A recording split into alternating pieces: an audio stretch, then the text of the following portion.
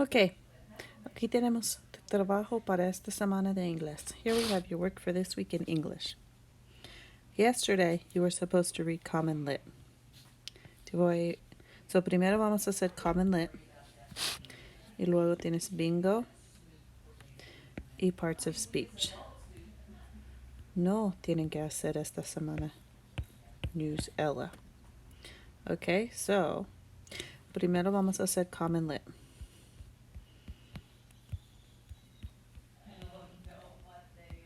Aquí es el texto que se llama What do you really, really want out of your college education? ¿Qué quieres de su cuando estás en colegio?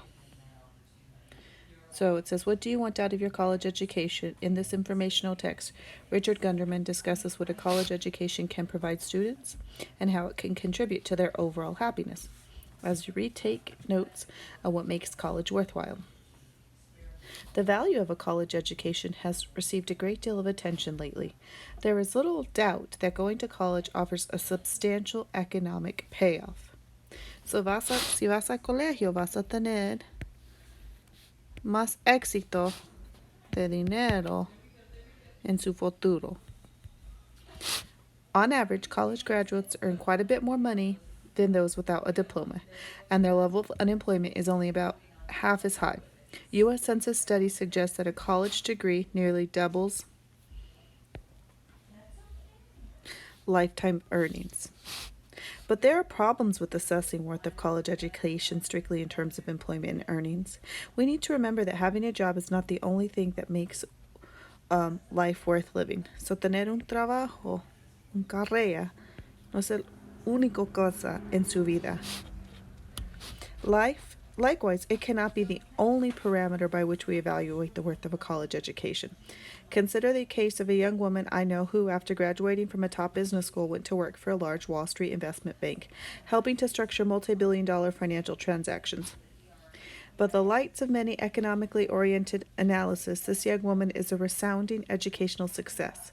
So esa niña fue al colegio, sacó a su educación en economía, estaba trabajando aquí en Wall Street en New York, ganaba demasiado dinero, pero no tenía felicidad en su corazón.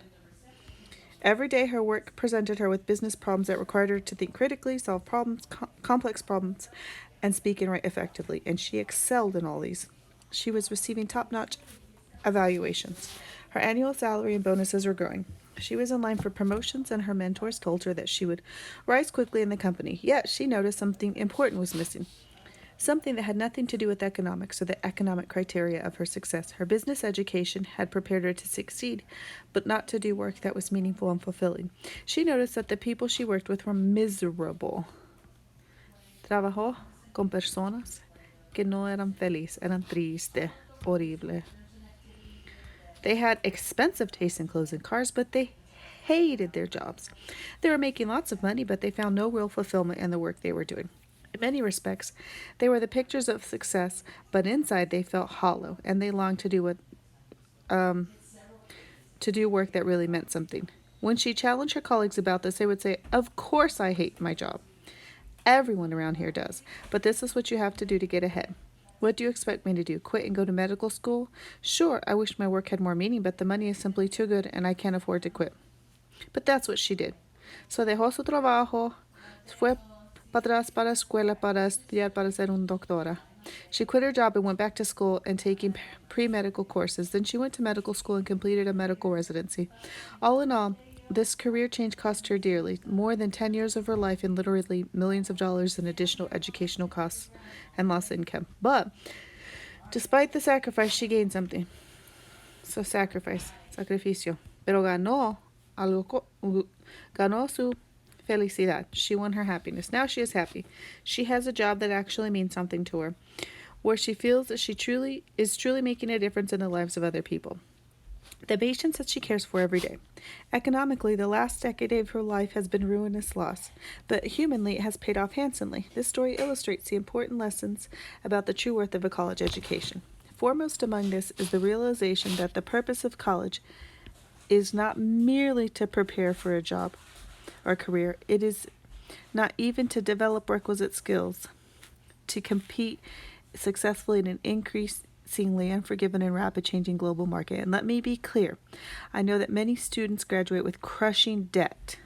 The average 2012 college graduate was nearly $30,000 in debt, and I personally know many medical students whose debts total over $300,000.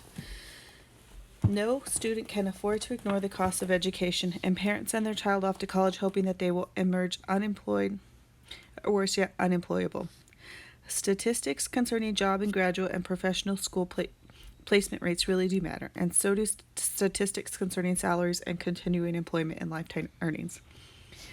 Our jobs represent an important part of our lives, but we do not live strictly to work.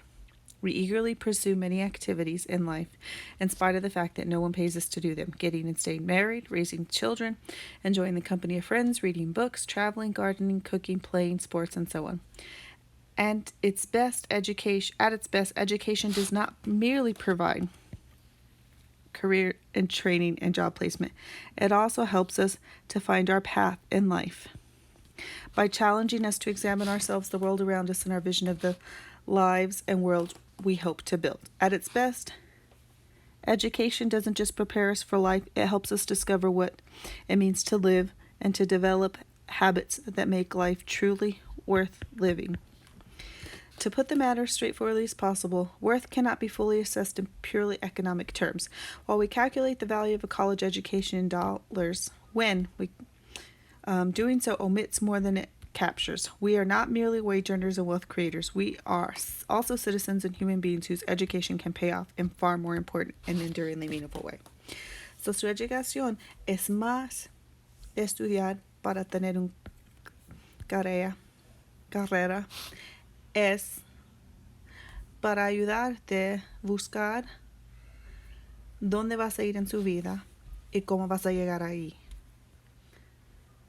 So, part 1. Which statement identifies the central idea of the text? A.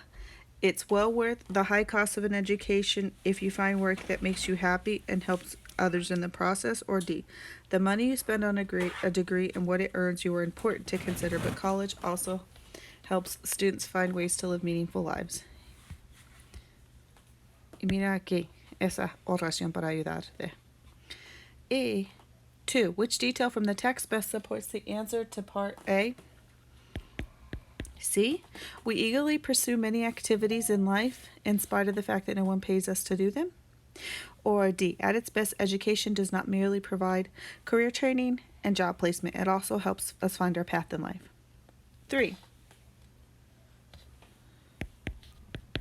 Which of the following describes the author's purpose in the text? B. To stress the importance of viewing college as a way to develop job skills.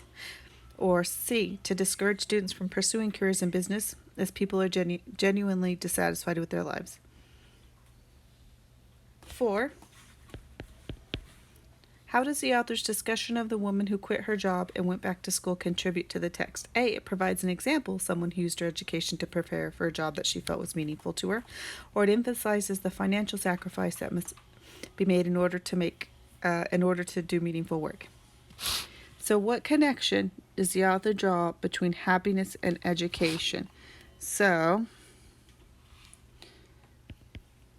order for you to gain happiness,